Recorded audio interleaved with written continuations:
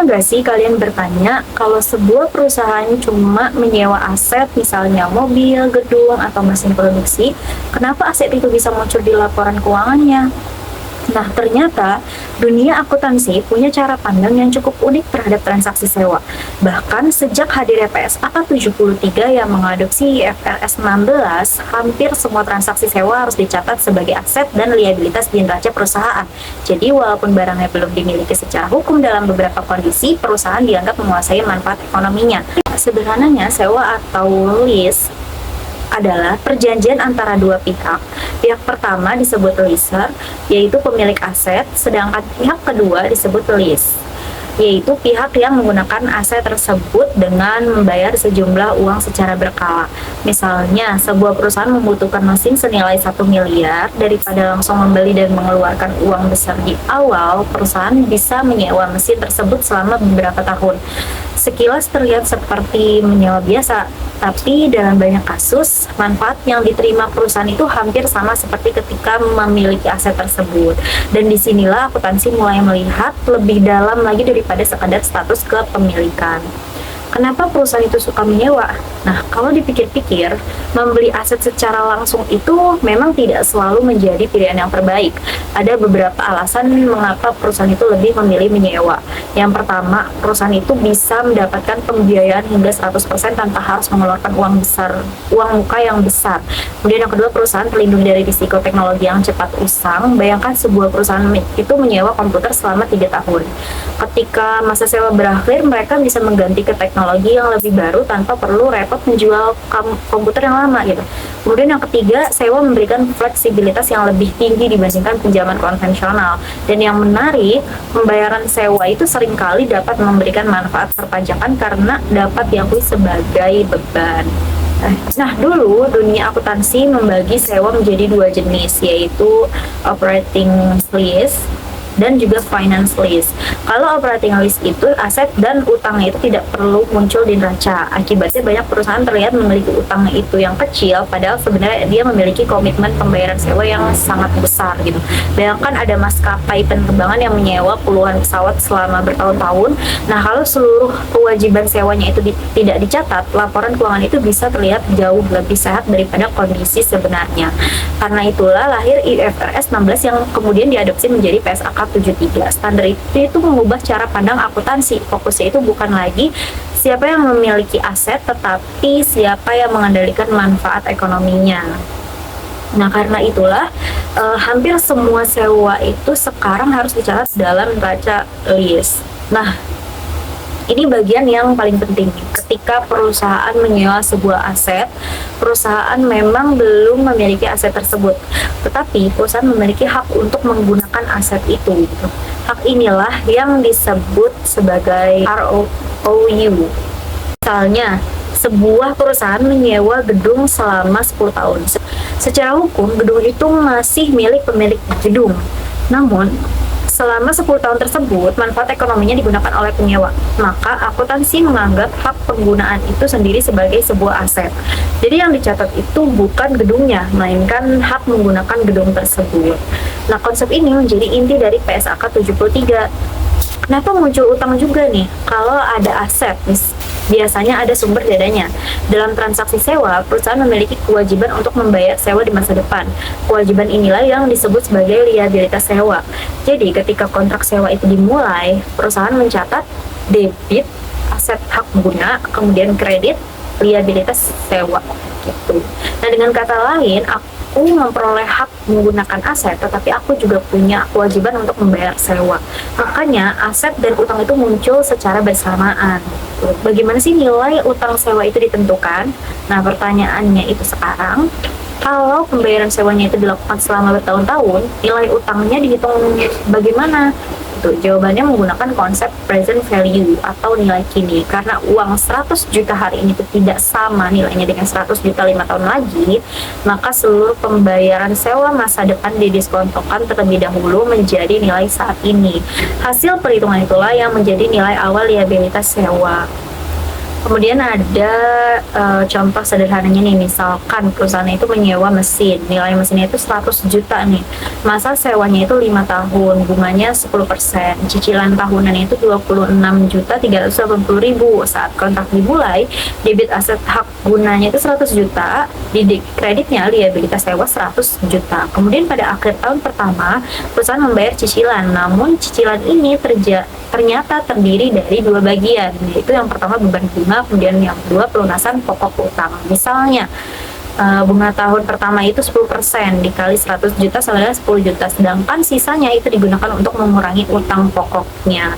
Nah, konsepnya itu sama seperti ketika kita mencicil rumah atau kendaraan. Di awal cicilan itu porsi bunga biasanya itu lebih besar, semakin lama porsi pokoknya itu semakin besar.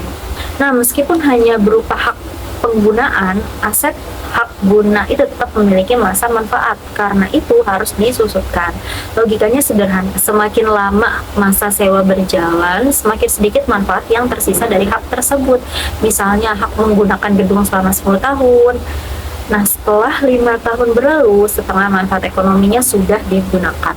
Karena itulah nilai aset harus berkurang secara bertahap melalui penyusutan. Apa semua sewa harus dicatat? Nah, ternyata tidak.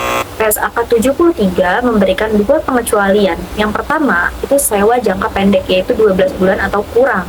Nah, kemudian yang kedua, itu aset bernilai rendah, seperti printer kecil, laptop tertentu, atau peralatan sederhana dengan nilai yang relatif rendah. Untuk dua kondisi ini, tuh perusahaan boleh langsung mengakui pembayaran sewanya sebagai beban tanpa mencatat aset hak guna maupun liabilitas sewa. Nah, selanjutnya kita akan membahas mengenai akuntansi bagi lessor. Nah, jadi apa sih lessor itu? Lessor adalah pihak yang menyediakan aset untuk digunakan oleh pihak lain atau lease. Nah, selama jangka waktu tertentu dengan imbalan pembayaran sewa. Menurut PSAK 73, berbeda dengan lease yang mengalami perubahan besar dalam perlakuan akuntansinya. Model akuntansi bagi lessor ini pada dasarnya tetap mempertahankan pendekatan sebelumnya, yaitu mengklasifikasikan sewa menjadi sewa operasi dan sewa pembiayaan. Nah, pada tanggal permulaan sewa itu lessor harus mengklasifikasikan sewa sebagai yang dua tadi. Yang pertama ada sewa operasi atau operating lease. Nah, jadi sewa operasi ini tuh adalah sewa yang tidak mengalihkan secara substansial seluruh risiko dan manfaat yang terkait dengan kepemilikan aset kepada lease. Nah, menurut PSAK 116, lessor ini tuh mengakui pembayaran sewa sebagai pendapatan sewa selama masa sewa, umumnya dengan menggunakan metode garis lurus, kecuali jika terdapat dasar sistematis lain yang lebih mencerminkan pola manfaat aset. Sewa operasi ini tuh kepemilikan ekonomis asetnya masih berada pada lessor. Nah, aset tetap dicatat dalam laporan keuangan lessor. Lessor ini tuh tetap melakukan penyusutan atas aset tersebut. Nah, pendapatan sewanya itu diakui secara berkala selama masa sewa. Nah, di sini ada contohnya. Misal ada PT Sentosa ini tuh menyewakan gedungnya selama 1 tahun. Nah, diketahui bahwa sewa bulannya sebesar 10 juta rupiah dan dibayar setiap akhir bulan. Nah, untuk penyusutannya misalnya 3 juta rupiah. Nah, jumlah saat menerima sewanya itu kas pada pendapatan sewa sebesar 10 juta dan jumlah penyusutan gedungnya itu beban penyusutan pada akumulasi penyusutan sebesar 3 juta rupiah. Yang kedua, ada sewa pembiayaan atau finance lease. Nah, jadi sewa pembiayaan ini tuh adalah sewa yang mengalihkan secara substansial seluruh risiko dan manfaat yang terkait dengan kepemilikan aset kepada lease. Nah, PSAK 116 itu menyatakan bahwa lessor itu mengakui pendapatan keuangan selama masa sewa berdasarkan pola yang mencerminkan tingkat pengembalian periodik yang konstan atas investasi neto dalam sewa. Jadi dalam kondisi ini tuh di sewa pembiayaan ini, aset yang disewakan tidak lagi diperlakukan sebagai aset tetap biasa. Nah, lessor ini tuh tetap mengakui investasi neto dalam sewa atau net investment in the lease. Terus pendapatannya diperoleh dalam bentuk pendapatan keuangan atau bunga. Nah, di sewa pembiayaan itu kemudian dapat dibedakan lagi. Ada dua nih. Yang pertama direct finance lease atau sewa pembiayaan langsung. Yang kedua ada sales type lease, yaitu sewa jenis penjualan. Nah, perbedaan utama keduanya itu terletak pada ada atau tidaknya laba atau rugi penjualan yang diakui oleh lessor pada kontrak sewa. Nah, di sini kita akan membahas tentang yang pembagian sewa pembiayaan tadi yang dua. Nah, yang pertama itu ada direct finance lease. Nah, ini tuh terjadi apabila nilai wajar aset yang disewakan itu sama atau hampir sama dengan jumlah tercatat atau nilai bukunya pada aset pada lessor. Nah, karena tidak terdapat selisih yang signifikan antara nilai wajar dan nilai bukunya, lessor ini tuh tidak mengakui laba maupun rugi penjualan pada awal sewa. Nah, keuntungan lessor itu berasal dari pendapatan bunga atau pendapatan pembiayaan selama masa sewanya. Nah, contohnya nih, misal ada nilai buku mesin sebesar 100 juta rupiah dan nilai wajar mesin sebesar 100 juta rupiah. Nah, di sini tuh tidak terdapat laba atau rugi penjualan, sehingga sewa ini dikategorikan tadi sebagai direct financing lease. Nah, yang kedua ini ada sales type lease. Jadi sales type lease ini tuh terjadi apabila terdapat perbedaan antara nilai wajar aset dan nilai bukunya, sehingga timbul laba atau rugi penjualan pada awal kontrak sewa. Jadi sewa ini tuh umumnya dilakukan oleh perusahaan, produsen atau dealer yang menyewakan sekaligus memasarkan produknya. Nah, contohnya itu yang tadi kayak misal nilai buku mesinnya sebesar 80 juta rupiah dan nilai wajar mesinnya sebesar 100 juta rupiah. Laba yang diakui lessor ini nilai wajar dikurang nilai buku. Jadi 100 juta dikurang 80 juta sama dengan 20 juta rupiah. Nah, maka lessor itu mengakui laba penjualannya sebesar 20 juta rupiah pada awal sewa. Nah, dalam sewa pembiayaan, itu lessor tidak lagi berfokus pada aset yang disewakan, melainkan itu pada hak untuk menerima pembayaran sewa di masa depan. Nah, pada awal sewa, lessor itu mengakui investasi neto dalam sewa. Jadi ini tuh merupakan nilai kini pembayaran sewa yang akan diterima.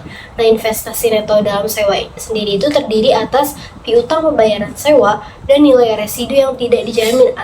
Itu tuh jika ada. Nah, pengukurannya dilakukan menggunakan tingkat bunga implisit dalam sewa.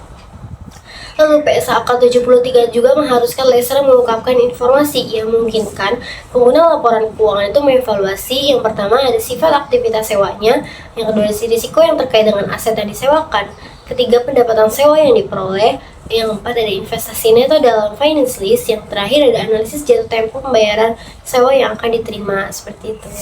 Selanjutnya, kita akan membahas masalah akuntansi khusus pada akuntansi sewa. Setelah memahami konsep dasar sewa, akuntansi bagi lessee, dan akuntansi bagi lessor, terdapat beberapa kondisi khusus yang memerlukan pelakuan akuntansi yang berbeda. Kondisi tersebut meliputi modifikasi sewa, sale and leaseback, sewa jangka pendek, sewa aset bernilai rendah, serta dampak perpajakannya. Nah, kita langsung aja ke yang pertama, yaitu modifikasi sewa. Modifikasi sewa ini terjadi ketika terdapat perubahan pada kontrak sewa setelah kontrak mulai berlaku. Perubahan ini dapat berupa penambahan atau pengurangan ruang lingkup aset yang disewa maupun perubahan jumlah pembayaran sewanya. Kita langsung ke contohnya. Sebuah perusahaan awalnya menyewa satu gedung selama 5 tahun. Setelah 2 tahun berjalan, perusahaan memutuskan untuk menambah satu lantai gedung lagi ke dalam kontrak sewa. Nah, kondisi ini yang disebut sebagai modifikasi sewa. Dalam PSAK 73, lessee harus melakukan pengukuran kembali atau remeasurement atas liabilitas sewa berdasarkan kondisi terbaru. Selanjutnya, perubahan tersebut juga akan menyesuaikan nilai aset hak guna atau right of use aset yang telah dicatat sebelumnya. Dengan kata lain, setiap perubahan signifikan dalam kontrak sewa harus tercermin dalam laporan keuangan agar informasi yang disajikan tetap relevan dan juga akurat. Masalah khusus yang kedua adalah sale and leaseback. Transaksi ini tuh terjadi ketika suatu perusahaan menjual aset yang dimilikinya kepada pihak lain, kemudian langsung menyewanya kembali aset tersebut untuk digunakan dalam operasional perusahaan.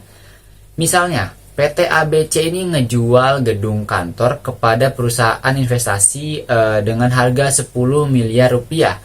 Nah, setelah penjualan tersebut, PT ABC ini tetap menggunakan gedung yang sama dengan cara menyewa gedung itu kembali, gitu tuh. Tujuan transaksi ini tuh biasanya untuk memperoleh dana segar tanpa harus kehilangan manfaat penggunaan aset tersebut.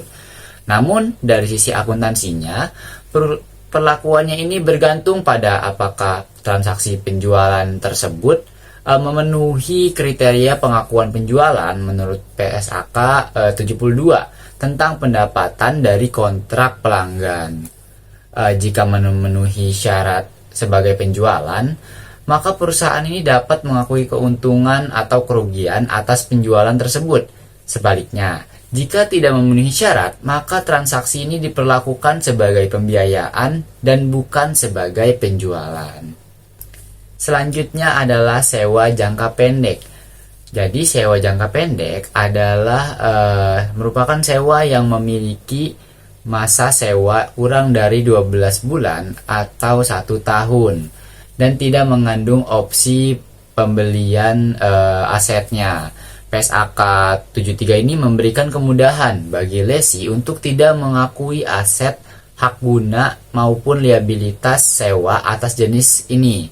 Gitu, sebagai gantinya, pembayaran sewa ini dicatat langsung sebagai beban sewa pada periode berjalannya. Kayak contohnya, perusahaan menyewa ruang rapat selama 6 bulan. Nah, karena masa sewanya ini kurang dari 1 tahun, perusahaan ini dapat langsung mengakui pembayaran tersebut sebagai beban sewa tanpa mencatat aset, hak guna, dan liabilitas sewanya. Kebijakan ini tuh bertujuan untuk menyederhanakan pencatatan akuntansi bagi transaksi yang nilainya itu relatif kecil dan juga berjangka pendek.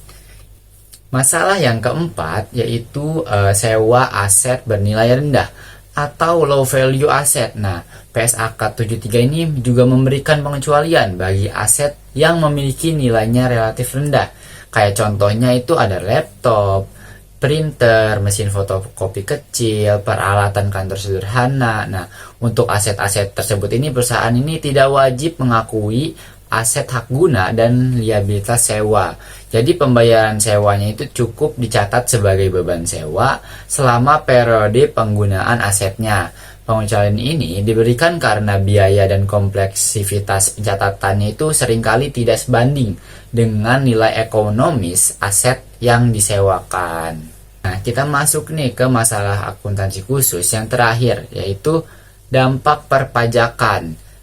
Penerapan PSAK 73 ini dapat menimbulkan perbedaan antara laba akuntansi dan juga laba fiskalnya. Dalam laporan keuangan, perusahaan ini mengakui beban penyusutan aset hak guna dan beban bunga atas liabilitas sewa. Namun, dalam aturan perpajakan, perlakuan tersebut itu belum tentu sama.